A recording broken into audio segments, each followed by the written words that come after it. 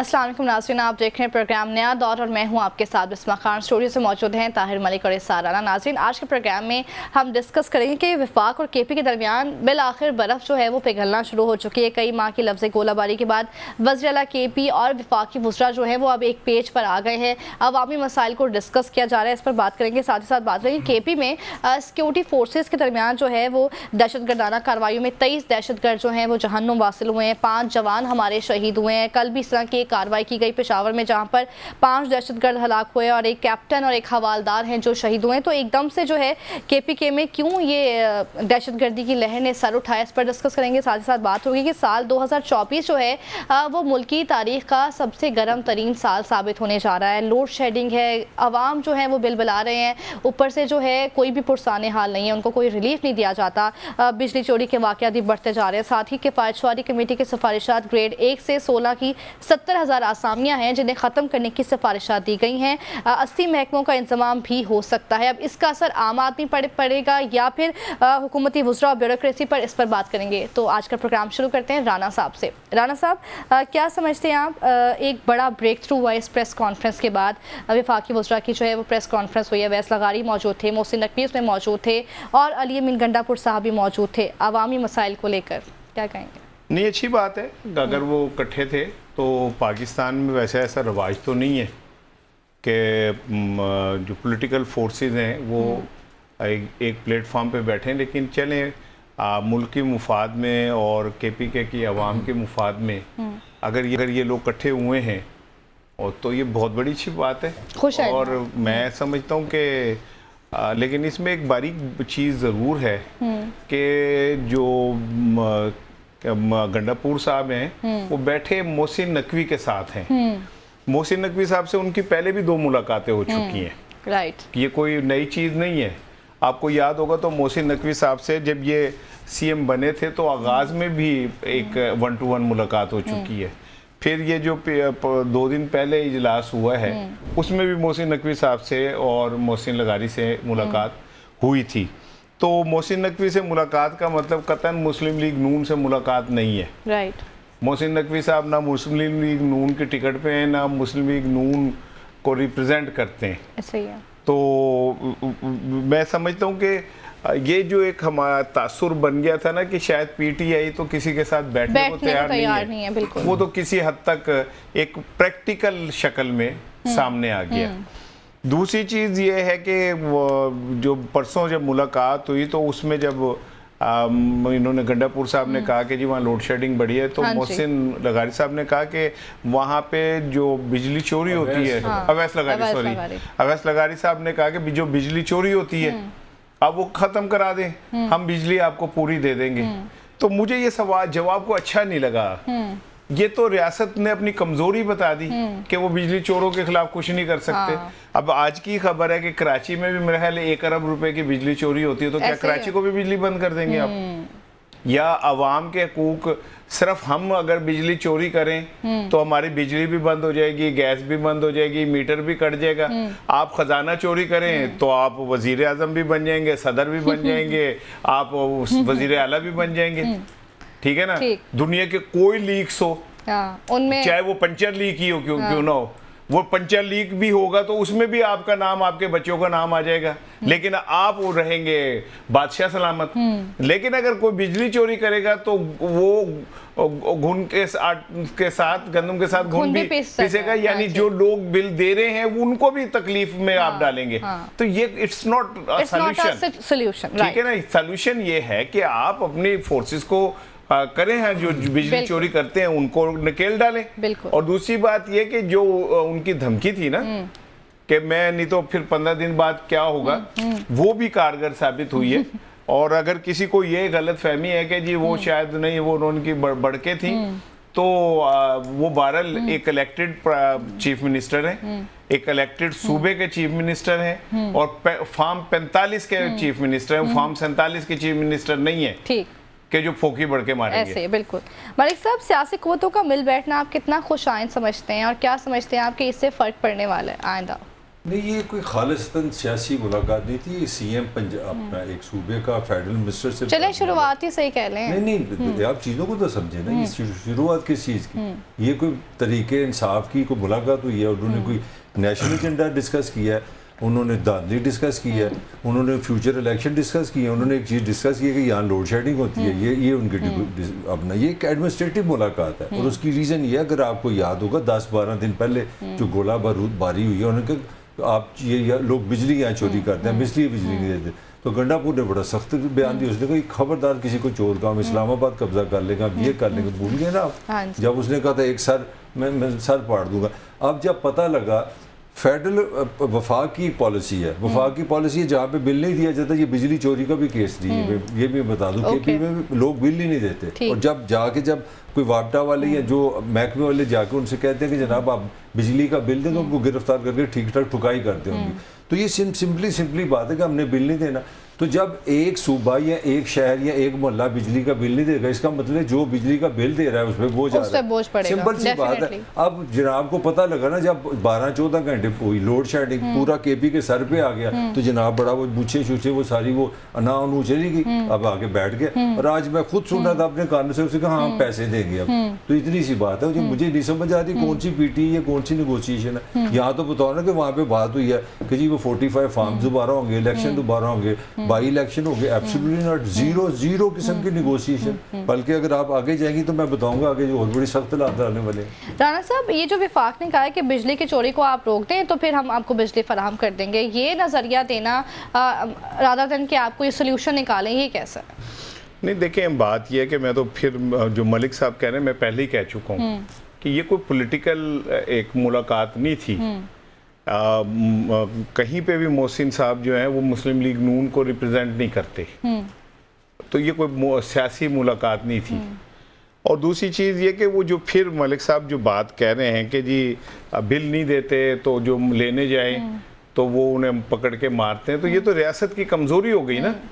फिर रियासत की सारी छुरी मलिक के गले पे और मेरे गले पे चलती है, यानी मेरी सिम भी बंद कर देंगे, मेरा मीटर भी काट लेंगे, ठीक है, मेरी गैस भी बंद कर देंगे, क्योंकि हम एहतिजाज नहीं करते, या हम वो डाडे नहीं है कि जो एहलकारों को अगवा करके अपने डेरों पे ले जाएं और वहाँ पे जाके लितर पोला करें, तो उसका सारा गुस्सा विफाक हम पे निकालेगा, आम पे पड़ेगा। लेकिन मैं एक बात आपको बता दूं कि मुजफ्फराबाद में जो हो गया ना, वो बहुत खौफनाक प्रेसिडेंट बन गया, बिल्कुल ठीक है। अगर ये बात अब कश्मीर से निकलकर केपीके में आ गई और हालात इस तरफ चले गए, आउट ऑफ कंट्रोल हो गए, तसादुम की तरफ चले गए, देखे ना रियासत कितनी कमजोर है कि वहां पे तसादुम में हमारे कुछ पुलिस वाले भी शहीद हुए, बिल्कुल ऐसे ही है। तो किसी पे कोई मुकदमा दर्ज हुआ? किसी एक मुजाहिरीन पे या किसी लीडर पे मुकदमा दर्ज हुआ? तो रियासत पे हमला जो है वो तो मेरा ख्याल है पुलिस वालों को मारना भी रियासत पे हमला है, ऐसे ही है, ठीक है। वहां पे ठीक है ना, इमारतें जली हैं, वहां पे सब कुछ हुआ है, तो उस पे पर्चे क्यों नहीं मुकदमे दर्ज हुए? क्यों हमने हाथ जोड़ के उनको कहा जो आप कह रहे हैं मान लेते हैं, ठीक है ना। गैप को वही बिजली उन्हें 3 रुपए की देती है, मुझे 86 रुपए की देती है, इसलिए कि मैं एहतिजाज नहीं करता, इसलिए कि मैं रियासत से के सामने नहीं खड़ा हो रहा। ये कौन सा तरीका है? ये कौन सा आपकी रियासत का असूल है कि आप हाथ जोड़ के कहें ओ मलिक साहब हाकी दे मैच इच ना, और एक प्लेयर ने अपने लिए 4 गोल करते, अच्छा अपनी टीम ब्रेक में ना कोच ने कहा तूने अपनी तरफ ही कर दिया, कहते वो मैंने करन ही नहीं दे रहे सन, ठीक है ना। तो मतलब आप जो अगर वो आपको नहीं करने दे रहे रियासत का अथॉरिटी, तो आप हम पे चला देंगे, सारे गोल साढ़े ही कर दोगे तुसी, सही। ये कौन सा तरीका है? और केपीके के अवाम का हक है बिजली मिलना, बिल्कुल, और इसे किसी को भी हक नहीं है कि इसे रोके, चाहे ताकत से क्यों ना। स्टैंड तो लिया ना इसके लिए। मलिक साहब, आपको क्या लगता है हुकूमत ने भी जो है तहरीक इंसाफ को पेशकश करती है मुज़ाकरात की? पहले भी पिछले दिनों भी हमने देखा इस तरह की बातें जो थी वो सरगर्म थी। अभी जो हसन इकबाल साहब भी कह रहे हैं कि हमारे दरवाजे जो हैं वो बामकसद मुज़ाकरात के लिए खुले रहेंगे, तो लगता है आपको फ्यूचर में मुज़ाकरात होंगे, जैसे कि अभी आपने कहा था कि नहीं होंगे? कुछ नहीं होगा, बिल्कुल कुछ नहीं होगा, बल्कि हुकूमत तो एक तरफ से बड़ी थोड़ा सा यू टर्न ले लेंगे, हुकूमत तो अदलिया के सामने आ रही है पहले तो ये बिल्कुल क्लियर हो गया कि वो बिल आ रहे हैं जिसमें कोई दोहरी शहरियत, जजेस की हम बात करें अदलिया की बात, कोई जज बंदा वो नहीं बन सकता जो पाकिस्तान का शहरी होने के साथ किसी और का शहरी। अब आप समझ लें मैं क्या कहना चाह रहा हूँ। वो इसलिए कि हुकूमत को एक चीज़ जो दर्द सर बनी है, क्योंकि कुछ रियासत के कुछ जो तबके हैं उनका ख्याल है कि 9 मई को बगावत हुई है, जो एक थोड़ी सी बैकग्राउंड में जाने में कोई हर्ज नहीं है। तो अदलिया से जो फैसले आ रहे हैं, जो रिलीफ लग रहा है, वो ऐसे लग रहा है कि अदलिया कन्विंस है कि वो उनके पास सबूत नहीं है या बगावत नहीं हुई है। ये एक लड़ाई है। अब हुकूमत जो मुल्क का जो ताकत है, मुल्क जिसके पास, वो कह रहे हैं इनको हर बार रिलीफ मिल जाता है, इनको 12 घंटे में रिलीफ मिल जाता है। उसकी अब मैं जो बताने जा रहा हूँ कुछ नहीं होने जा रहा है, चीज़ें मज़ीद सख्त होने जा रही हैं। एक तो मैंने आपको बता दिया कि जनाब लॉ बनने जा रहा है दोहरी शरीयत, तो वो आप समझ गए होंगे कि क्यों किसको मैसेज आ रहा है। दूसरी बात ये कि एक इसके अलावा एक लॉ बनने जा रहा है, ये जो कि आप लाइव चला दें तो ये कर दें, वो कर दें, वो भी खत्म। और तीसरी चीज़ है कि आपके सामने खड़ी है आपकी हुकूमत। आपकी हुकूमत हर दफ़ा बिल्कुल लगी है कि आप जो मर्जी कर लें, जो मर्जी फैसला करें, अदालत तक आप उसको जमानत दे दें, बाहर नहीं आएगा, हम नया केस कर देंगे। वो 100 ऐसे वाक़यात हैं, 100 तो मैं कम कह दूँ, 1000 ऐसे वाक़यात हैं जब अदालत ने रिलीफ दिया कि जाओ ताहिर मलिक तुम्हें ज़मानत दी, ताहिर मलिक तुम्हें वो बेचारा बाहर आके फिर पता है आपको कुरैशी पे, शाह महमूद कुरैशी पे आज फिर 9 मई के नई उठ पर गिरफ्तारी डाल दी। इमरान के लिए 10 बल्कि आर्टिकल 6 की तैयारी हो रही है। अच्छा। हाँ, किसने आर्मी चीफ बदलने की कोशिश की, उसकी अपॉइंटमेंट पे को गड़बड़ करने की कोशिश की, इनकी वेबसाइट से जो हमले हो रहे हैं रियासत में, सीधे सीधे आर्टिकल 6 पे आ रहे हैं। और आज एक और मज़ेदार काम हुआ है कि वकील साहब हैं, वैसे मेरा शागिर्द ही रहा है, वो पता नहीं कहाँ कैसे खत लिख लेता है, कहाँ से लिख लेता है, मुझे समझ नहीं आती। आज उसने खत लिख दिया कौंसल को, उसने लिखा कि जनाब आपको ये 6 जजेस ने खत लिखा है, आप तो वो बाद में फैसला करेंगे, जो 100 जजेस के खिलाफ शिकायत है उसका कब आपने फैसला करना है। तो मैं आपको एक नई तरफ लेके आ रहा हूँ आपकी डिस्कशन को। मुझे लगता है कि हुकूमत अदलिया पे छोटे गोलियां चला रही है कि जनाब ये रिलीफ किसी तरह बंद हो। तो मुझे लग रहा है कि खान साहब के लिए, जो मैं 6 महीने से मुसलसल इस शो में कह रहा हूँ कि 0 स्कोप है, 0 चांस है। इमरान क्या किस चीज़ पे नेगोशिएट करेगा, किस चीज़ पे बात करेगा, कोई कुछ नहीं होना। ये आपको राणा साहब, are you gonna agree with Malik साहब? नहीं, देखिए बात यह है कि इमरान को कोई रिलीफ नहीं मिलेगा और इमरान खान के खिलाफ मजीद मुकदमात बनेंगे। तो मलिक तो मुझे एक ऐसे क्वार्टर में फंसा देता ना जहाँ पे मैं बोलूँ तो मुसीबत, ना बोलूँ तो मुसीबत। ठीक है ना? अगर महसूस क्या रहा है ईमानदारी से? मैं बताता हूँ ना, अर्ज कर रहा हूँ, रिलीफ नजर आ रहा है? नहीं, मैं रिलीफ वाली तो बात ही नहीं है। मैं तो नहीं कहता कि इमरान को कोई रिलीफ दें, खुदा की कसम मैं नहीं कह रहा कि इमरान को कोई रिलीफ दे, लेकिन मैं ये कह रहा हूँ कि इमरान खान के खिलाफ मावराए आइन और मावराए कानून मुकदमात भी ना बनाए। अच्छा, ठीक। अगर अब ये मुझसे बुलवाना ही चाह रहा है तो मैं कह देता हूँ, ठीक है ना, कि आप मावराए आइन और मावराए कानून ना बनाए। नंबर 1 कर रहा है, कोई बंदा ठीक है, खिलाफ नहीं कर सकता। अच्छा, दूसरी चीज सुन लें, इन्हें असल तकलीफ है बाबर सत्तार साहब की, ठीक है, जिसके लिए ये दोहरी शरीयत वाला जो बिल है वो लेके आ रहे हैं। अच्छा, फिर इन्हें तकलीफ है कियानी साहब के रिमार्क्स की, ठीक है, फिर इन्हें तकलीफ है अतर मिनल्ला साहब के रिमार्क्स की, बिल्कुल, फिर इन्हें तकलीफ है मंसूर अली शाह साहब के रिमार्क्स की।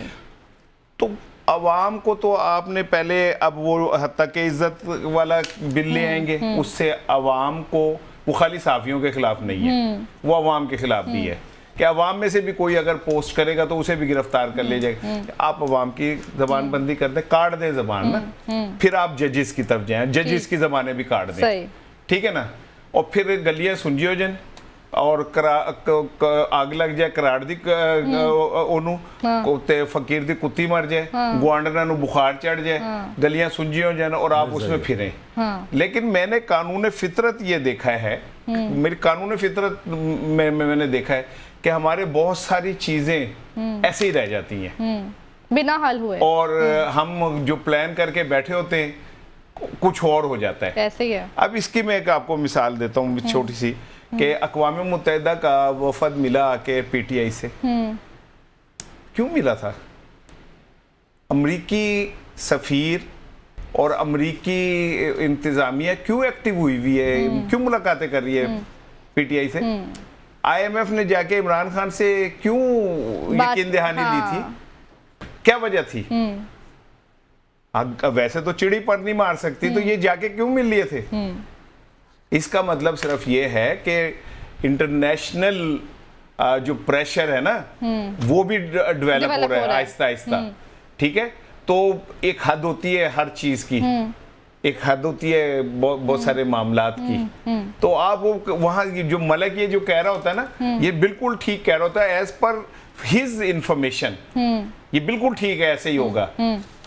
लेकिन एज पर माई कैलकुलेशन मैंने बहुत कुछ देखा हुआ है, मेरी निगाह से गुजरे हैं सैकड़ों तूफान, मेरी नजर में कोई हादसा अजीब नहीं, ठीक, पता नहीं क्या से क्या हो जाता है। लेकिन अगेन आखिरी जुमला, ये जो लूली लंगड़ी बहरी अपाहज हुकूमत है ना, ये सिर्फ छुपी हुई है 9 मई के पीछे। अच्छा, बिकॉज इनकी ना कोई परफॉर्मेंस, ना इनका कोई किरदार, ना इनके को अवाम में पजीराई, ना इनके अंदर कोई अखलाकी स्टैंडिंग। इनके पास बस एक ही बात है, मुझे मारा मेरे मामू को मार, ठीक है ना। आप जाके 9 मई के पीछे छुप गए, भाई 9 मई के इस्टेब्लिशमेंट जाने और पीटीआई जाने, राइट, ठीक है। लेकिन आप अपनी कारकर्दगी दिखाएं, बिल्कुल अपने आपके पेट में भी दर्द हो रही होती है। लतीफा सुन लें, वो हमारे आज तारड़ साहब ने कहा कि आइन और कानून की बालदस्ती के लिए पता नहीं क्या मैं करूंगा, हम किसी को उससे प्रेस कॉन्फ्रेंस में नहीं करेंगे। तो जब पंजाब असेंबली में उन्होंने वो किताब आइन की पकड़ के और एक गंदा इशारा किया था, तब आइन की बालदस्ती नहीं थी। आपको पता है मलिक साहब, चीन में फिल्में बनती है बहुत ज्यादा। चीन में अब जो कैमरामैन एक आर्ट है, उसके लिए पाकिस्तान के कैमरामैन की इतनी वहां से वो आगे डिमांड के ये हमें दे दें। अच्छा, हाँ, ये कैमरामैन इतना मतलब स्किल्ड है। आपको पता है कौन है? कौन? अता तारड़ साहब ने, आपने वीडियो नहीं देखी, वो उतर रहे हैं वजीर आजम चीन में ना तैयारे से, और कैमरे वो रिकॉर्ड कर रहे हैं सरकारी, वो मोबाइल लेके उनके आगे खड़े में भाग रहे हैं पीछे पीछे। यार आप वजीर वो इतला तो you are not a cameraman, तो इतला ही देनी है, ठीक है ना। आप तो ऐसे जैसे शादियों की मूवी बना रहे हो, को बिहेव करो यार। दुनिया देख के हमारा मजाक उड़ा रही है कि हमारा वजीर का वो इतला जो है वो अपना मोबाइल पकड़ के और वो भाग रहे हैं बकायदा, वैसे ऐसे दौड़ लगाते हुए बना। भाई ठीक है, आप जाती मुलाजिम होंगे, ठीक है, लेकिन कहीं तो बिहेव करना सीख ले। बिल्कुल ऐसे ही है, एक इम्पैक्ट भी हमारा मुल्क का क्या जाता है दूसरों पर। मलिक साहब, क्या समझते हैं आप कि KPK में जो है वो हालिया दहशतगर्दी ने एक नए तरीके से लहर ने सर उठाया है, क्यों इतने वाक़यात रूनुमा हो रहे हैं, क्या चल रहा है KPK में? देखिए, पहले इसकी एक बड़ी अजीब सी बैकग्राउंड है, उसके बाद मेरे बात उससे बात बनेगी। अगर आप देखेंगे पाकिस्तान में जब भी कोई फाइनेंशियल कोई डायरेक्शन बनती है, मैं नॉन पॉलिटिकल बात कर रहा हूँ, वो चाहे खान की हुकूमत हो, नवाज़ की हो, पीपल्स पार्टी की, अगर आप देखें जब भी पाकिस्तान में कोई इकोनॉमिक होप डेवलप होती है, कोई डायरेक्शन बनती है ना, तो आप देखिए उसका बराह रास्त दहशतगर्दी से ताल्लुक बिल्कुल बनता ऐसे ही है। है, मतलब ये एविडेंस है। अब हुआ ये है कि अच्छा या बुरा जो भी ये 45 है या 145 हुकूमत है, वो अलग बात है। कहीं ना कहीं एक इंटरनेशनल वेव बनी है, ट्रैवल हुआ है, सऊदी अरब गए हैं, कतर वाले आ रहे हैं, दुबई वाले आ रहे हैं, चाइना जून में जाना है आपके वजीर आज़म ने, तो उससे एक चीज़ होती है, एक फिजा बनती है। और दुनिया में जो बिजनेस है ना, ये पैसा, इसका कोई मजहब नहीं होता, इसकी कोई दोस्ती नहीं होती। बिजनेस के लिए जहाँ पे भी पैसा किसी ने लगाना होता है ना, वो कहते हैं ना कि पैसा बड़ी एक शर्मीली चीज़ है। ये बिल्कुल ऐसे जैसे पिजन कबूतर नहीं होता, ज़रा थोड़ी सी भी आवाज़ आई ये उड़ जाएगा। तो आप देखो हमारी टाइमिंग जूं लग रहा है कि पाकिस्तान में कोई इन्वेस्टमेंट आने लगी है, कोई चीज़ बेहतरी होने लगी है, तो आप रोज़ वाक़यात आप देखो कितने हमारे इतने खूबसूरत कैप्टन होते हैं, बच्चे जिन्होंने भी जिंदगी गुजारनी है, वर्दी पहने इतने खूबसूरत लग रहे होते हैं। दिल को बड़ा दुख होता है पढ़ के वो शहादत तो वैसे एक बहुत बड़ा रुतबा है, मगर देखें हम किस हमारे नौजवान किस तरह खून दे रहे हैं, मगर उसका रिलेशन जो मैं आपको बता रहा हूँ। अब हुआ ये है कि अब पाकिस्तान के आप दिन देखें, अब आपके साथ अफगानिस्तान, मैं आपको वज़ीर दाखिला की 3-4 दिन पहले की प्रेस कॉन्फ्रेंस से फिर बात अपनी ख़त्म करूँगा। पाकिस्तान में इस तरह नहीं होता, दुनिया में मुझे नहीं याद कि इंटरनेशनल रिलेशन में इस तरह एक वज़ीर दाखिला एक मुल्क का नाम ले, दुनिया में इस तरह की रिलेशनशिप ही नहीं है इंटरनेशनल। आपका वज़ीर दाखिला फरमा रहा है बशाम में ये जो चाइनीज पे हमला होगा, वो कह रहा है जो वो गाड़ी जो है उसका नंबर अफगानिस्तान से निकला है, फिर वो कह रहा है उसका जो सारा प्लान बना है वो अफगानिस्तान से बना है, फिर वो ये कह रहा है कि जनाब हमने अफगानिस्तान की हुकूमत को सारी इंफॉर्मेशन दे दी है, फिर वो कह रहा है उन्होंने कोई लिफ्ट ही नहीं कराई, जवाब ही नहीं दिया।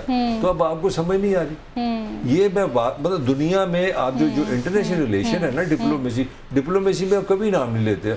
मतलब मुझे अच्छी तरह याद है यहाँ पे कभी बात भी हो जाए ना क्रिकेट में, तो वो ये नहीं कहते कि दुश्मन मुल्क है, दुश्मन मुल्क कह देते हैं, इंडिया नहीं बोलते। इवन के आर्मी वाले अफसर को मैंने बाजू का सुना है। लेकिन इंडिया जब टारगेट करता है तब तो बिला खौफ खतर जो है पाकिस्तान का नाम लेता है। कि आप ये रिलेशन बनाएं जब ही पाकिस्तान की कोई डायरेक्शन, कोई हुकूमत हो जाए, उसमें मैं पॉलिटिकल बात ही नहीं कर रहा। हाँ, वो फिर आगे बात कर लेंगे, बहुत लंबी हो जाएगी। तो ये मुझे लग रहा है कि पाकिस्तान ने थोड़ी सी डायरेक्शन पकड़ी है और आप नंबर ऑफ जो वाकयात कितने ऊपर चले गए। राना साहब, आपके समझते हैं जैसे ही पाकिस्तान में जो है सियासी मुआशी थोड़ा बहुत अदम इस्तेकाम की तरफ पाकिस्तान फिर तरफ चला जाता है और दहशतगर्दी जो है इस तरह के वाकयात रूनुमा होने लग जाते हैं, क्या वजह है, इनको कंट्रोल कैसे किया जाए? पहले तो मलिक ने आज जो बताया वो कि पिजन कबूतर जरा सी आवाज पे यार वो नवाज शरीफ साहब के उससे नहीं उड़ा था, वो बैठा ही रहा था वहाँ पे, वो सेल्फी लगा ली थी उसने, ये उसे बता दिया था कि भाई तुमने उड़ना नहीं है कि मैं, क्योंकि तुम्हारा फार्मूला अगर मैं समझूं कि कबूतर जरा सी आवाज पे उड़ जाता है तो वो तो इतने मजमे में भी वो बैठा रहा यार। वो देखो ना, ट्रेंड था, वो एक नशे में था कि इतना बड़ा लीडर वापस आया है, वो खुश था, वो तुम पॉलिटिकल तुम समझ नहीं सकते ना जज्बात। जब आप कबूतर के जज्बात इतने सालों के बाद आए तो हम मदहोश हो जाते हैं, आप नशे में हो जाते हैं, आप गिर जाते हैं, आपको चीजें नजर नहीं आती। सही है। कबूतर को अच्छा नशा हुआ, वो नशा हुआ था कबूतर को, तो वो जो बाकी लोग थे जो एकदम हैरान हुए कि वो ये कबूतर कहाँ से आ गया, तो वो जो कबूतर आके बैठा, वो नीचे बंदा कबूतर जो उड़ा रहा था कि जा भाई जा कबूतर जा जा जा, पहले प्यार की पहली छठी साजन को दिया। कबूतर नहीं था वो, बेचारे ने बड़ी मुश्किल से नीचे से पकड़ के उसके हाथ तक रखा, उसमें जान नहीं थी। अच्छा, बेजान कबूतर था। अच्छा, आप ये कह रहे हो कि जो जानदार कबूतर होते वो आवाज पे उड़ जाते, अच्छा बेजान कबूतर बैठे रहते हैं। अच्छा अच्छा अच्छा, ठीक है। अच्छा जी, अब आ जाए ये दहशतगर्दी के हवाले से।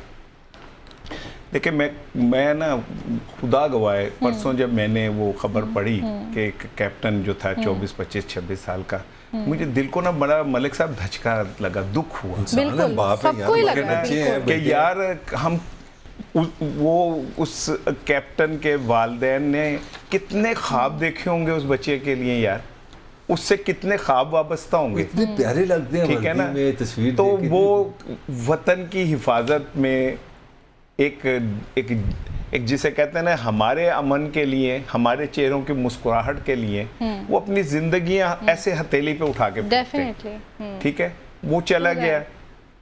मुझे ये यकीन है कि वो इस वक्त जन्नत की आज़ाद फिजाओं में होगा, आप सल्लल्लाहु अलैहि वसल्लम की शफात में होगा, बिल्कुल, शेर खुदा हज़रत अली करम अल्लाह वजह की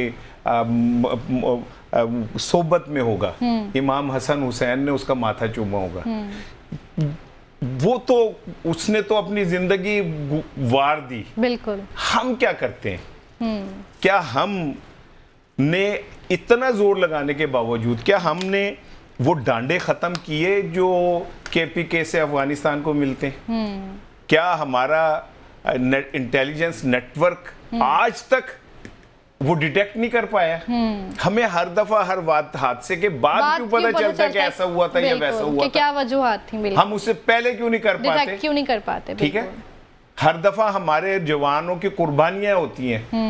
आज भी 5 शहीद हुए, ठीक है ना, वो 5 शहीद नहीं है, वो 5 अजीम घराने हैं, ठीक है ना, और वो हम एक बात करके आगे चले जाएंगे, लेकिन वो घराने सारी जिंदगी इस जख्म को झेलेंगे। तो मैं पर्सनली ये समझता हूं कि यार एक दफा वंस फॉर ऑल, आखिर कब तक हम इस तरह टुकड़ियों में मरते रहेंगे या लड़ते रहेंगे? मैं वजीर दाखिला से मोहसिन नकवी साहब से दरख्वास्त करता हूं कि भाई आपने बड़ा बहादुरी से डिप्लोमेसी के तमाम असूलों को तोड़ के आपने स्ट्रेट फॉरवर्ड अफगानिस्तान का नाम लिया कि जी आपकी तरफ ऐसा होता है, ऐसे ही है, आप ऐसा करते हैं, दहशतगर्दों को वहां पे जमीनें दी हुई हैं, वो उस जमीन को इस्तेमाल करते हैं, वहां पे सारी प्लानिंग्स हो रही होती हैं। तो मैं ये समझता हूँ, आर्मी चीफ भी इस पे कह चुके हैं, वजीर आजम भी कह चुके हैं। मेरा ख्याल है अब बातों से निकल के हमें प्रैक्टिकली, मैं किसी जंग में नहीं जाना कह रहा कि अफगानिस्तान से जंग में चले जाएं, लेकिन ये कौन सी बात हुई, खाएं भी हमसे, घुराएं भी हम पे, उनके बंदों को भी हम पालें, उनके फ्यूचर भी हम बनाएं। जब ये अफगानिस्तान मुश्किल में हो तो तालिबान को सिक्योरिटी भी हम दें, फूड सिक्योरिटी भी हम दें, अक़वाम मुत्तहिदा में भी उन्हें प्रोटेक्ट करें, और फिर जख्म भी हम झेलें। ये अब ऐसा मेरा ख्याल है कि ना इनफ इज इनफ। हाँ। अब हमें कोई एक वाज़ेह पॉलिसी बनानी कोई होगी, स्ट्रेटेजी बनानी चाहिए। बिल्कुल, हमारे जवानों की जो कुर्बानियां उनको राना साहब रायगा बिल्कुल नहीं जाने देना चाहिए। हाजिर होते हैं इस ब्रेक के बाद, रहिए।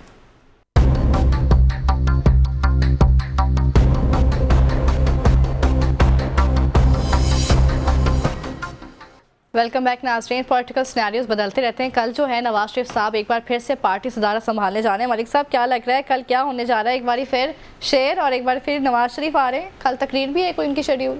तो नवाज ना है पर अल शरीफ तो लाजमी होगा ना। ये मतलब ये भी वैसे दुनिया की अजीब कहानी है कि मैं देख रहा था कि एक शरीफ 3 दफ़ा वज़ीर आज़म, दूसरा शरीफ 2 दफ़ा वज़ीर आज़म, फिर एक शरीफ 3 दफ़ा वज़ीर आला, एक शरीफ 2 बार वज़ीर आला, एक हमजा शरीफ 1 दफ़ा वज़ीर आला और मरीम शरीफ 1 दफ़ा वज़ीर आला। तो शरीफ है ना। अच्छा, अब अभी तक जो तरीक़ाकार है ना वो ये कि आप मोस्ट प्रॉब्ली जो 99.99% होगा नवाज शरीफ साहब बिला मुकाबला सदर मुंतखब हो जाएंगे, क्योंकि हमारी जमहूरियत की जो जड़ें हैं ना बड़ी मजबूत हैं, उसमें बहुत ज़्यादा दूसरों की राय ली जाती है। अब मैं आज ही सुन रहा था जो लोग आए हैं कश्मीर से, सारे सूबों से आए हैं, पेशावर से, सिंध से, जो नून के लोग हैं, वो जिससे बाद में एक दो से पूछ रहा था, वो तन मन धन में सोए उनके नवाज शरीफ के कोई नहीं है। तो ये बात है। अब कल है 28 और योम तकबीर है, इसीलिए अगर आप गौर करें आज कमाल है, ये भी दुनिया की 5वीं बड़ी रियासत का, इससे बड़ा मजाक नहीं होगा कि शाम को 7 बजे आपने कहा छुट्टी होगी। मुझे 10 फोन आ चुके हैं कि बच्चों ने स्कूल जाना नहीं जाना। अगर आप कोई यह पता नहीं था कि 28 मई आनी है तो आप हफ्ता पहले बता दें कि लोग पहले करें। पूरा पाकिस्तान इस वक्त कंफ्यूज है कल क्या करना है, मगर आपको अभी रात को याद आया कि यार हमने तो तकरीर करनी है, कल तो छुट्टी होनी चाहिए, छुट्टी कर दी आपने। ठीक है, अब तकरीर पे आ जाते हैं कि मैंने जिस तरह का आप समझ लें कि नवाज शरीफ सदर मुंतखब हो गए। अब नवाज शरीफ की कल 2 सुनने में आ रही हैं जो पार्टी के अंदर से बताया गया। एक तो पॉइंट ऑफ व्यू ये है कि जनाब आप ना बड़े गुड बॉय बन जाएं, आप बड़े दिल का मुजाहरा करें और आप एक डायलॉग करना सबको ऑफर करें। मोस्ट प्रॉब्ली कल आप देखेंगे नवाज शरीफ जो तकरीर करेगा उसमें ये होगा कि उसमें पीटीआई भी होगी, सबको होगा और सबको कहा जाएगा कि ये जो जमहूरियत है, ये जो पार्लियामेंट्री सिस्टम है, इसके लिए हम इकट्ठे होते हैं। अच्छा, ये कमाल है, हमारी हर हुकूमत को ना जमहूरियत बहुत अच्छी लगती है। जो बंदा ताकत में होता है ना उसको बहुत अच्छी लगती है कि आप वोट दें, पार्लियामेंट को मजबूत बताएं, ये बनाई सब कहते हैं। कल यही होगा, कल अपना मियाँ ने यही कह देना कि मैं इमरान, मेरी भी कोई ज़ाती दुश्मनी नहीं वगैरह वगैरह। पीटीए को भी दावत होगी, पीपल्स पार्टी को भी आओ सारे मिले और पाकिस्तान का ना मिलजुल के कुछ बेहतरी करें। ये एक पॉइंट है। अच्छा, एक चीज़ है जिसपे पार्टी में थोड़ी सी ना हल्की सी इख्तलाफ नहीं है, जो मियाँ इख्तलाफ किधर ना तुम्हारी उम्र यार ने की कहता है नवाज शरीफ से थोड़ी सी तो पार्टी में करो राना साहब, आप एडिटर हैं, समझाया कर इसको। नहीं, आप इत्तेफाक कहनी थी, आपने गलत सुना। मुझे समझ नहीं आ रही। नहीं, उन्होंने कहा नवाज शरीफ से इख्तलाफ नहीं, नवाज शरीफ से इत्तेफाक, उन्होंने इख्तलाफ नहीं कहा। अच्छा, वो थोड़ा सा नवाज शरीफ आपकी ज़बान फिसल गई थी। पार्टी ने कुछ लोगों ने कहा कि जनाब आप देखें चलें, उसने कहा मैंने कल फिर वही जिक्र करना है। वो उनका है ना कि मुझे अदलिया ने ये किया, मुझे नाहल किया, तो अगर 16 में मैंने नाहल ही ना होती तो पासन की मशीयत हिल गई, ये हो गया वो हो गया। तो एक थोड़ा सा पार्टी के अंदर से रिक्वेस्ट की गई है कि आप मेहरबानी करें, आप वो आला ओहदेदारान, अब नाम लेने की ज़रूरत नहीं, उनका नाम ना लें, आप उन जजेस का नाम ना लें जिन्होंने आपका केस सुना है।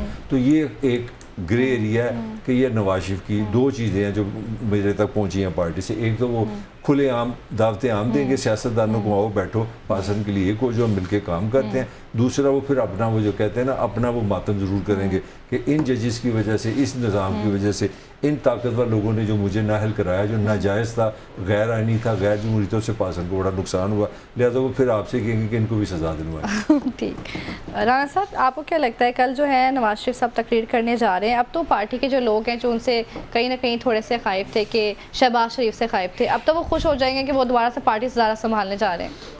नहीं, शहबाज शरीफ साहब से कोई खाइफ नहीं थे।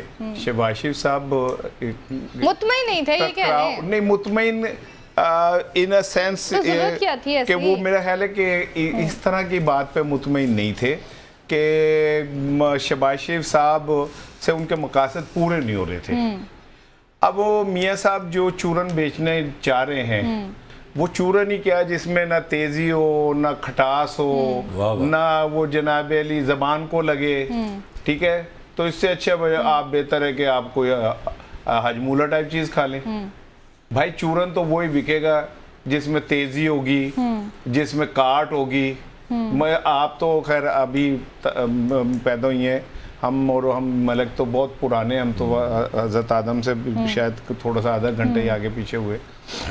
इसे याद होगा मोहल्ले में चूरन बेचने वाला आता था तो वो कुछ ऐसे करता था तो आग निकलती थी, ठीक है, तो बच्चे बदोबदी भागे आते थे कि वो आग देखने के लिए, वो यूं करता था तो चूरन में से आग निकलती थी। मियाँ साहब जब तक वो चूरन नहीं बेचेंगे ना जिसमें से आग निकल रही है, सही, इनका चूरन नहीं जो बिकना, ये ठीक है ना। दूसरी चीज ये मुझे तो हंसी आती है कि कल क़यादत की तब्दीली होगी, ठीक है, वो कलीमुल्ला गेंद समीउल्ला को पकड़ा देगा, समीउल्ला ने ओखे वेले पे कलीमुल्ला को गेंद पकड़ा दी थी, ठीक है, तो ये कौन सी क़यादत की तब्दीली? ये तो ऐसे ही है जैसे रक्शे में एक तरफ से घुसे और इधर से निकल के कह लो जी दुनिया बदल गई साड़ी, ये एक जुराब हुआ इधर से उतारे और इस पेन में पहन ले और इस वाली को उतार के इधर पहन ले के जी लो जी तब्दीली आ गई। तब्दीली तब आनी थी, तब्दीली तब आ सकती है कि आप राना सनाउल्लाह को सदर बना दें, ठीक है, आप वो अब्बासी साहब क्या नाम है उनका, खाकान अब्बासी को बनाए, पढ़ा लिखा तालीम याफ्ता सोबर पॉलिटिकल नॉलेज रखने वाला बनाए उन्हें, मेरे भाई साद रफीक को बनाए, फिर तब्दीली है। ये कौन सी तब्दीली है? बड़ी तब्दीली देख लो, एक बंदा दुकान में गया, अपनी दुकान में कोई गाहक नहीं आया तो खुद ही पैसे निकाल के अपने बेटे से कहता कि जरा मैंने टॉफी फड़ाई, उसने टॉफी दी, कहता कितने की है? उसने कहा 2 रुपए की, कहता ये 2 रुपए, कहता लो जी बोनी होगी। और भाई ये बोनियां नहीं है, होंगी ऐसे, ठीक है। आप जमहूरियत पसंद है, मलिक को अब मेरा भी अक्स मलक में नजर आना शुरू हो गया ना, इसने पहले ही बता दिया कि जी एक अब भाई जो है वो 3 दफा वजीर आजम रहा, 4 दफा वजीर आला रहा, एक भाई 2 दफा वजीर आलम रहा, 3 दफा वजीर आला रहा, बेटी वजीर आला है, भतीजा वजीर आला है, कुड़म उनका वजीर खारजा है, वो फिर वो डिप्टी वजीर होर की चाहिए तानू यार। और क्या आप कौम से गिला कर रहे, कौम नहीं खड़ी हुई, कौम तो फौत हो गई है, कौम तो मर चुकी है, कौम के तो खाने को पैसे नहीं है। कल भी राणा साहब इस तरह गिले शिकवे हो सकते हैं? नहीं, मुझे नहीं लगता वो हो गए, लेकिन मैं जो सवाल कर रहा हूँ ना बिस्मा, आप कौम से फिर शिकवे कर रहे हैं यार। 1981 से लेके आज तक आप हुकूमत में आते हैं जाते हैं, कोई लीक हो आपका नाम होता है, कहीं पैसे की बात हो आप मौजूद होते हैं, और फिर कौम से शिकवे किए जा रहे हैं। क्या करे कौम? मन हैसुल कौम हम इज्तिमाई खुदकशी कर ले, क्या करें हमको इनके लिए जो है वो वजीर आजम की पोस्ट दे दी जाए। मलिक साहब क्या समझते हैं, मुस्लिम लीग नून जो है वो अब एक दोबारा से नए सदारत के साथ आ रही नवाज शरीफ साहब को लेकर, तो क्या नया जो बयानिया लेकर आएंगे वो कितना इफेक्टिव होगा? क्या पार्टी के लिए जो है उसको सपोर्ट कर पाएगा नेक्स्ट? देखिए नवाज शरीफ जो मर्जी आप कह लें, पॉलिटिकली आप तनकीद कर सकते हैं, मगर एक आदमी ने 30-40 साल पाकिस्तान को समझते हैं। बल्कि मुझे याद है वो बेशुमार जगह पे नवाज शरीफ ने ये बात की कि मेरे बाप ने एक बात की थी कि आटा ना महंगा होने देना। मतलब हर बंदे की एक अंडरस्टैंडिंग होती है ना, तो नवाज शरीफ इसमें बड़ा इंडायरेक्टली काम कर रहा है। अगर आप देखें थोड़ी सी रोटी की कीमत को कंट्रोल कर रहे हैं। अब इनके लिए इस वक्त प्रॉब्लम सबसे बड़ी ये बनी थी कि अगर अभी महंगाई ना ये कंट्रोल हुई इसी दिनों में, तो आगे आ रहा है बजट, तो बजट तो फिर महंगाई बढ़नी है, तो हमारी बिल्कुल ही वो कहते हैं ना बिल्कुल ही नदामत हो जाएगी, मुश्किल हो जाएगी। तो अब आप देखेंगे ये कोशिश कर रहे हैं, हो सकता है कि 1 जून को पेट्रोल मजीद सस्ता हो। वाई दे आर डूइंग, अब देखें रोटी पंजाब में एक ही अपीयरेंस दिया बड़ी दिनों से नवाज शरीफ ने कि तंदूर पे जाके रोटी को बेटी के साथ गए हैं, तो वो मकसद ये वो कोशिश ये कर रहे हैं कहीं ना कहीं आम आदमी को थोड़ा सा ये रिलीफ मिले ताकि महंगाई कम हुई है। तो एजेंडा बड़ा पॉपुलैरिटी का, क्योंकि पॉपुलैरिटी डेफिनेटली इस वक्त खान के साथ है। तो जब आपका कारोबार सियासत हो तो हर चीज़ की, जिस तरह हमने तो डिबेट ही करनी ना यहाँ पे, हमने मुल्क तो नहीं ना चलाना, तो उन्होंने तो मुल्क चलाना है, उसके लिए उनको पॉपुलैरिटी चाहिए। तो 2-3 चीज़ों पे काम कर रहा है नवाज शरीफ। कल एक मैंने आपको प्रेडिक्शन दे दी है कि will talk of peace, negotiation, sitting together, number 1। Number 2 वो महंगाई पे आएगा, कोशिश कर रहा है कि अमली तौर पे चीज़ें कुछ कम हो जाए। ठीक, राणा साहब ब्रेक ले लेते हैं, उसके बाद हाजिर होते हैं। इस ब्रेक के बाद साथ रहिए।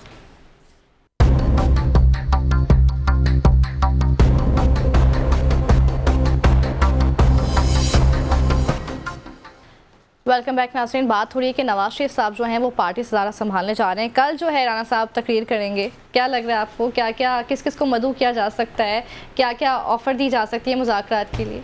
नहीं, मुज़ाकरात की ऑफ़र, वो अदाकार नन्ना PTV का दौर था, लाइव खबरें होती थी, तो वो न्यूज़ कास्टर जो थे मेरे ख्याल है अर्जुमन शाहीन साहिबा ने पढ़नी थी, तो वो लेट हो गई। तो प्रोड्यूसर भागा भागा आया नन्हे के पास और उन्होंने कहा कि यार वो ना तुम खबरें पढ़ दो। तो उसने कहा मैं पढ़ दूंगा, यकीन किसी ने नहीं करना, ठीक है ना। तो आप अब जो मर्जी ऑफरें करें, जो मर्जी करें, गई जवानी फेर नहीं आती, लाख खुराका खाइए, ठीक है ना।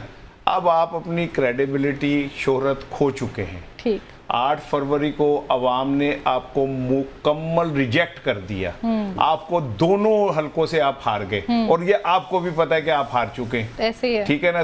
130 से भी और उधर से भी। अब आप जो मर्जी करें, हाँ वो चूरन बेचें जिसमें से आग निकलती है, तो शायद कोई बात बन जाए आपकी, कुछ नया हो जाए, ठीक है ना। लेकिन अगर आप कहें कि लच्छे खा लो ते अच्छे खा लो, ठीक है, तो फिर वो आप उससे कोई फर्क नहीं पड़ेगा। थोड़े लच्छे ना लोग लच्छेदार बातों से ना लच्छों से कोई फर्क पड़ेगा। चूरन बेच लो जिदे चो आग निकलती, फिर हाथ सड़न के, ठीक है, फिर आपको भागना पड़ जाएगा। लिहाजा बेहतर ये कि आप जितना मिल गया आप अपनी बेटी के साथ जाएं, रोटी का वजन चेक करें, उसको तोड़ के खाएं, क्या बड़ी मीठी है, मजेदार है भाई, दाल गंदम दाल। 12 रुपए कर दिए राणा साहब, ये नहीं कह सकते आप। हाँ ठीक है, मैं डबल रोटी में सस्ती करा दूं। मलिक साहब अगले टॉपिक से बढ़ते हैं। लोड शेडिंग जो है वो इस वक्त आप देख लें, आज कितनी गर्मी थी, और साल का जो है गर्म तरीन साल ये 2024 पाकिस्तान का रहा है। क्या समझते हैं आप, लोड शेडिंग है, आवाम बिल बिला रहे हैं, ऊपर से बिजली के बिल इतने आ रहे हैं, आवाम जाएं तो जाएं कहाँ?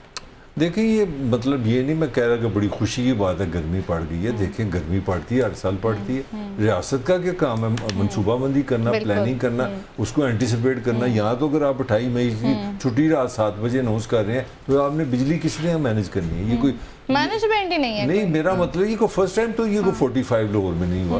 मेरा हाल अपनी जितनी भी होश है 50 साल से पीछे जा सकता हूँ होशो आवाज में, मेरा लिए गर्मी इतनी पड़ती थी, कोई इतनी कोई नहीं। मैं ये नहीं कह रहा कि कोई गर्मी ये कोई नई चीज़ आई है। इसीलिए 2000 जनाब ने अपने इंटरव्यू में कहा था 2024 गर्म साल, दिस इज़ वेरी नॉर्मल। यहाँ का वेदर है जिस तरह अरब का एक अपना वेदर है, अमेरिका का अपना वेदर है, तो ये ऐसी बात नहीं है। असल में जो एक बड़ी टेक्निकली चीज़ मैं आपको बताना चाह रहा हूँ, इस वक्त तकरीबन ना पाकिस्तान में 19,000 मेगावाट ये बिजली हमें दे रहे हैं, मगर हमारी ज़रूरत है 23 की, तो 4,000 का शॉर्टफॉल है। 4,000 मेगावाट कम है, जिसकी सजा में सबसे मिल रही है। मगर एक चीज़ है, आपका सवाल एक बनता है, दोनों का हमारी डिस्कशन बनती है कि हम सबसे ज़्यादा इस शो में जो इसका चीज़ का जिक्र करते हैं वो कैपेसिटी पेमेंट का करते हैं। मैंने आपको बताया था कि 3,000 अरब रुपए जो हमने IPPs को देने हैं, उसमें 2100 अरब रुपए हमने बिजली लिए बगैर उनको देने हैं, वो कैपेसिटी चार्जेस है। पता है हमारे पास बिजली बनाने की जो कैपेसिटी है वो 35-40 हज़ार मेगावाट है। मेरा पॉइंट बोले समझे, ठीक है। हम अभी भी इस शदीद गर्मी में भी अगर वो सारी अपनी बिजली बनाए तो फिर भी शायद हो सकता है 10 मेगावाट हमें इंडिया को देनी पड़े। हमारे पास इतनी बिजली है, मगर आप सवाल ही नहीं कर रहे कि वो बनती क्यों नहीं। वो इसलिए नहीं बनती कि हमारे पास डिस्ट्रीब्यूशन नहीं है। अगर जितनी कैपेसिटी है ना हमारी बिजली बनाने की, अगर वो सारी हम छोड़ देना तो पूरा पाकिस्तान अंधेरा हो जाएगा। अच्छा। हमारी तारों में वो जान ही नहीं है। हमारी जो डिस्ट्रीब्यूशन है, हमारे जो खंबे जो सिस्टम है ट्रांसफार्मर, वो 40 मेगावाट हमारा सिस्टम बना ही नहीं है उसके लिए। और अब आप मेरा रोना मजीद आप समझे, देखिए कितना बड़ा जुल्म किया हमारे हुक्मरानों ने, जिसमें सारे शामिल है, पीपल्स पार्टी भी, नून भी, मुशर्रफ भी, सारे कि बिजली के मुआहदे करते गए, डिस्ट्रीब्यूशन नहीं बदली। और 20 बिलियन US डॉलर पाकिस्तान को चाहिए कम से कम सही तारें लगाने के लिए। राना समझ आइए कितना बड़ा फ्रॉड है हमारे साथ कि हमें लोड शेडिंग का क्या मतलब कि बिजली नहीं है, और बिजली वाफर है और उसके पैसे भी हम दे रहे हैं, मगर हम ले इसलिए नहीं कर सकते। अगर हम सबसे कहेंगे आपने पैसे तो देने देने हैं, हमने हर सूरत पर पैसे देने। ये इस तरह की मिसाल है कि मेरे पास एक गिलास है, इसमें एक पानी इतना आना है, आप पानी आपके पास जग का है, आप मुझे वो गिर जाएगा, मेरी कैपेसिटी नहीं है। तो ये जो कहते हैं ना इस पर गर्मी पड़ गई तो लोड शेडिंग हुई, सारी नॉनसेंस है। फैक्ट ये है कि हमारे यहाँ बुनियादी ऑर्गेनाइजेशन नहीं है, ना हमने IPPs को सही मैनेज किया है, ना हमने डिस्ट्रीब्यूशन को सही मैनेज किया है। ये हज़ारों सालों से चल रही है दुनिया, इस तरह गर्मी पड़ती, इस तरह सर्दी पड़ती। राणा साहब जैसे कि मलिक साहब कह रहे हैं, तलब जो है हमारी 26,000 मेगावाट है, और जो कि हम पैदा करें वो 20,000 मेगावाट है। इतनी ज़्यादा इसमें लैक है हमारे पास, तो कैसे सिस्टम ठीक होगा, कब ठीक होगा, आखिर आवाम को रिलीफ कब मिलेगा? बिजली के बिल तो वो भर देते हैं, लेकिन बिजली है क्या, आती नहीं है। अच्छा देखें, ग्लोबल वार्मिंग के बाद ना ये खित्ते की जो मौसम है ना ये तब्दील हो रहे हैं। ठीक, हमें नए तब्दील शुदा माहौल में जीने की ट्रेनिंग होनी चाहिए। बिल्कुल। अभी कल शायद बारिश भी हो जाए। अच्छा।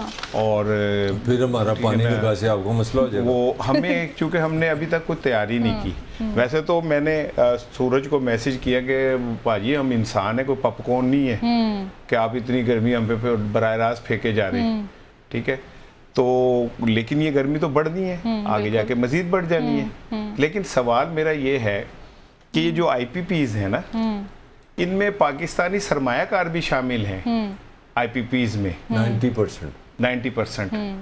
और उनकी मंशा से ये सारी चीज़ें चल रही हैं। मंशा साहब भी उसमें शामिल है। मैंने उन्हीं की मंशा से कहा भाई बात ये है, कितना इस कौम को निचोड़ेंगे यार। अरबों खरबों रुपए तुमने खा लिए इस IPPs की मदद में। माँ जान छोड़ दो हमारी यार। बिल्कुल। खुद को पाकिस्तानी कहते हो तुम, ऐसे ही। वैसे तुम बड़े गाने भी स्पॉन्सर कर देते हो, ठीक है ना, मिली नगमे भी स्पॉन्सर कर देते हो।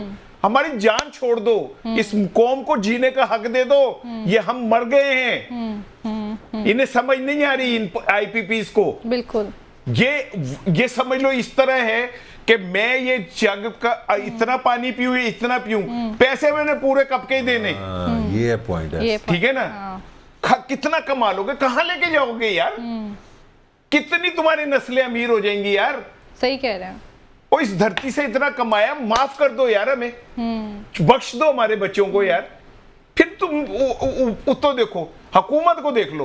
और भाई जो सोलर का पे अपनी काम कर रहे, उनकी भी जान खा रहे हो। हाँ। उनकी भी अब गर्दन पकड़ने की तैयारियां कर रहे हो तुम। हाँ, यानी तुम कहते हो कि मारेंगे तो रोन भी नहीं देंगे। हाँ। ठीक है ना। और फिर आप हबीब जालिब की नज़में भी पढ़ेंगे, मैं नहीं मानता, मैं नहीं मानता। और तुम मानते किसको? तुम कौम को नहीं मानते, तुम पाकिस्तान को नहीं मानते, तुम इन 24 करोड़ अवाम को नहीं मानते, बस बाकी सब चीजों को मानते हो। हम सोलर लगाए, वो देते भी तकलीफ है। भाई हम नहीं अफोर्ड करते तुम्हारा वापडा। नहीं जी, वही उसी से लोग मरोगे। उसी से हमने IPPs को भी पैसे देने, तुमसे लेके देने लगा दिया है। खुदा का खौफ करें यार। वैसे आप फैशन में अल्लाह का नाम लेते हैं, वैसे फैशन में आप कहते हैं हम अल्लाह को से बहुत डरते हैं, अल्लाह की एक नहीं मानते। आपने इस कौम को निचोड़ दिया, इस कौम का बेड़ा गर्क कर दिया, पैसे का अपनी तिजोरियां भर भर के, फिर भी आपको खौफ खुदा नहीं है। अच्छा, खबर में देता चलो ना, आपको बहुत बड़ी IPPs है। उन्होंने 25 साल का मुआहदा खत्म हो गया, किसी को नहीं पता चला पूरे पाकिस्तान में। उनको 15 साल की एक्सटेंशन चुप करके दे दी। 15 साल मजीद बढ़ा। जुल्म नहीं है ये जुल्म नहीं है। ऐसे मुझे खबर आई। कौन शरीक है इसमें? कौन है जो इसका बेनिफिशियरी है? 15 साल की जिन्होंने दी है, उन्होंने क्या बेनिफिट्स लिए? सही, बिल्कुल ठीक है। राना साहब, मालिक साहब, खुदारा आवाम का सोचें, लोड को कम करने के लिए कोई बेहतर इकदाम करें, जितने भी मसाइल हैं उनको जो है फिल फॉर हल किया जाए। अल्लाह हाफ़िज़।